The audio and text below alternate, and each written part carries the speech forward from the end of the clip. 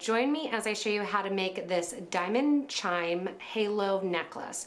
It is a great use of some Potomac exclusive, including our new halos for IrisDuos. So gather up your materials, which are listed and linked below the video in the description, and we'll get ready to get started. So to begin, we are going to start with our Ava beads, and we are going to add them in with our IrisDuo Halos. The IrisDuo Halos are going to have the IrisDuos sit on the inside of them. They have two holes, one for either side. And what I want you to do is to make sure that they are all facing up. So I'm going with a metallic look here. You can see I'm very soft with the rose gold and silver. And what I'm going to do is add just a stop bead onto the bottom of my my white dragon thread. I usually use green, using white because I have my clear crystals here. And I'm tying this or going through this 2 times to create that stop bead. From here, I'm going to sew into my first one of my IrisDuos. And I'm going through the first hole or the hole toward the bottom. From here, I'm going to add 1 and 2 of my 15-0s. And then I'm going to add my first one of my Eva beads. The Eva beads I'm going to sew down toward the point, and then let that all drop down next to that stop bead. This eventually will go right on top of the IrisDuo. From here, you want to put on your next Eva bead. They're going to sit right smack next to one another. And this one now we're going to put on from the point side toward the open side. From there, 2 15s get put on. Then once again, we're putting our next IrisDuo on. So I'm going to put my IrisDuo, I'm going to drop my IrisDuo into my halo and sew through that bottom bead, making sure that I'm connecting to the halo as well. 2 more 15s get added and down through the Eva. So because we're doing a diamond, we are going to do this 4 times to get that diamond shape. You want to just make sure after each one that you kind of push down and make sure you don't have a lot of extra thread showing. It's going to feel like it's sitting weird and off to the side. That is totally true. It is going to fit weird and off to the side until we come through and actually finish that connection point and they all sit correctly. Go ahead and add your next 2, and then we're going to connect it back to the first one. After getting all 4 on, you can see that, again, like I said, it'll kind of sit funky. We need to attach the last one to the first one to get our nice diamond shape.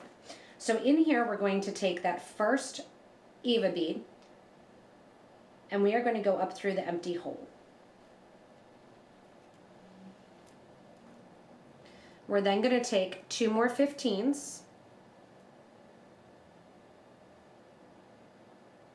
and we are going to sew into that first IrisDuo. Skipping over that stop bead, going through that first IrisDuo, and then out. Give a nice tight pull, and those Evas should sit nice right next to one another.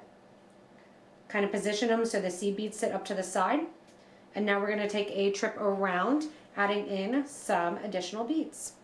So the first additional beads that we are going to add in are going to be an additional 15-0 and an additional crystal in the middle. So we're going to, coming out of the IrisDuo, I want you to add 1 more 15 in that blush color. Go down through the 2 seed beads after the IrisDuo Halo combo. Add one of your 2mm bicones right there. Go up through the next 2 15s that are on the side of the next halo.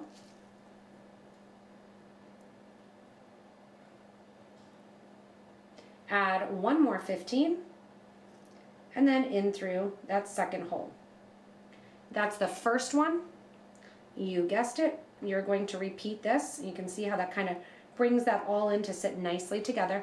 You're going to repeat this on the other 3 corners of that Eva bead. Once you have this step done, we're actually going to steady the pendant here with another pass through. This time, instead of going through the first hole, we're going to go up to the second hole of the IrisDuo. So coming down back into those 3 15-0s, I'm going to sew back through the 2 millimeter and up through those 3 15s. When we exit the 3 15s, that's when we get to put in our 15s, 11s, 8s. You can really determine kind of what you want it to look like. I'm going to get out some of my 8/0 seed beads here, as well as my 11/0 seed beads.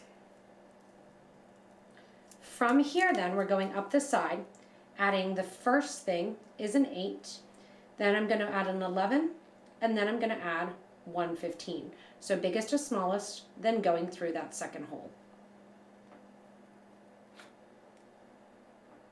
That's going to kind of push up and sit on the side right there towards the exterior. 15, 11, 8, then down through the 3 and over the crystal, up through the next 3, and repeat the whole way along the sides. After adding in all of your seed beads along the side here, the 8, the 11, the 15 going all around, you are going to add a pearl above the crystal, and we're going to top our Halo IrisDuos.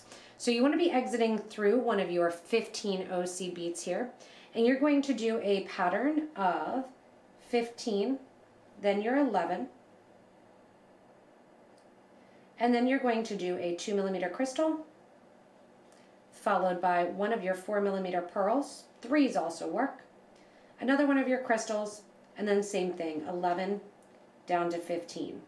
And I know that it's hard to see those light colors, so I went ahead and did one side just to show you and that connection point.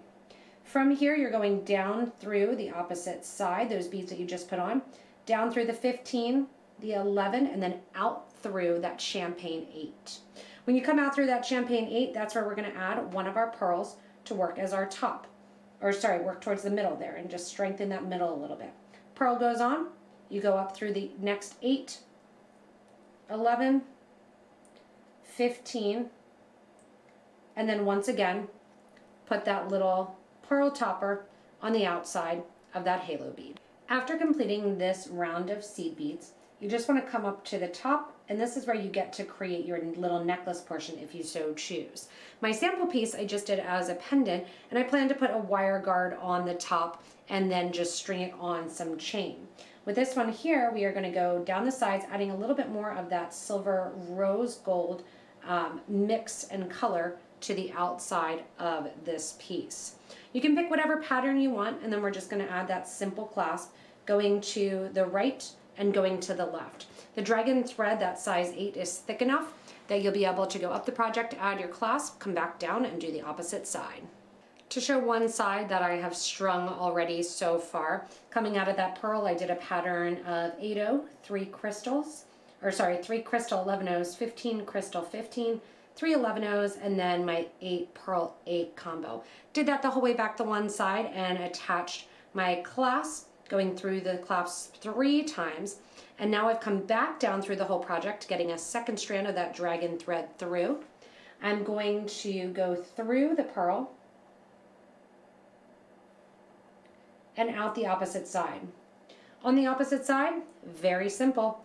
All we're going to do is go in and mimic this same side, coming back to the middle, sewing back toward the back of the project, and tie off to that starter thread. Once you're done tying off your thread ends, you can burn that down and then burn it down towards the back of the project. And there you have your finished, beautiful diamond pendant.